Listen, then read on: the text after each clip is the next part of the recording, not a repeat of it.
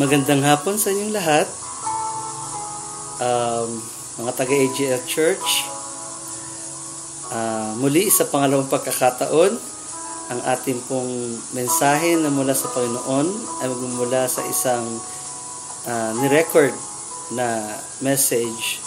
At I hope kahit po ang message natin ay hindi live, but the message of God is still alive in our hearts. Amen? Hallelujah. Ang ating pong topic na pag-uusapan sa hapong ito ay may kinalaman sa ating tema sa buong isang buwan, na kung saan ang ating tema ay tungkol kay Jesus bilang isang Diyos na nagpapagaling.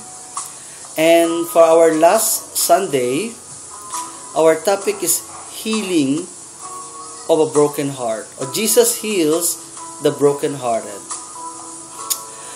Isa sa pinaka-masakit na emotional pain sa bawat tao ay tinatawag na ma-broken heart ka. Whether it is from a severe broke up in a relationship or death of loved one, everyone has to deal with a broken heart at some point in life, because we live in a fallen world, and as a result, we are constantly facing with shattered dreams, unexpected losses, and hurting relationship.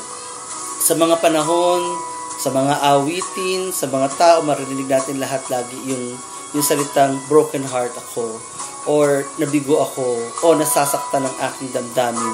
Hindi ako pusong bato. Nakakatulad ng mga awitin ngayon. For ages, songwriters have tried to capture the heart-wrenching feelings that arise from these circumstances with lyrics like, tulad ng mga kantang, "How am I supposed to live without you?" O kaya yung kantang, "Now I'm almost over you." Or katulad ng kantang ni Regina, "You make me stronger by breaking my heart," or by saying goodbye. Or katulad kanta ng isang sikat na mga awit na Amerikana, "I can make it through the rain." Sabi nga.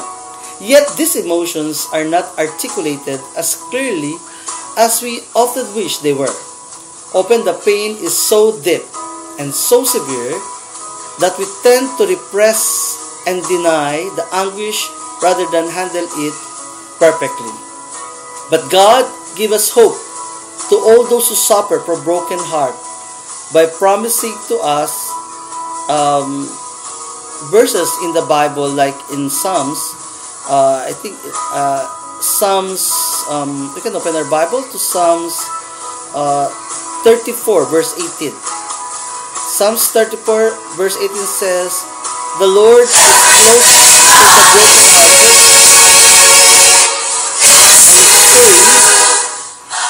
and save those who are cursed in spirit." Psalms 34 verse 18 says, "The Lord is close to the brokenhearted and save those who are crushed in the spirit." And in John 14:27, Jesus states, "Peace I live with you, and peace I give to you. Do not let your hearts be troubled." So it means the Lord knows our feelings, knows our heartaches, knows yung pinagdadaanan natin, alam ng Diyos. At kung alam niya yan, andyan siya sa tabi natin. Andyan siya para tayo pagalingin sa ating mga emotional, sa ating mga brokenness in our hearts. Especially mga impasse, mga past. Maaring sinabi, maaring physical, maaring emotional, o yung simpleng inignore ka ng mga tao, o yung simpleng pinagsabihan ka ng masasakit, lahat po yan.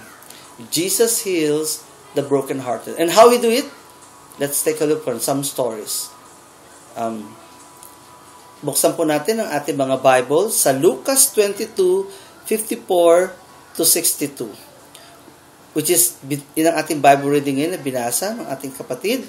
Lucas 22:54-62.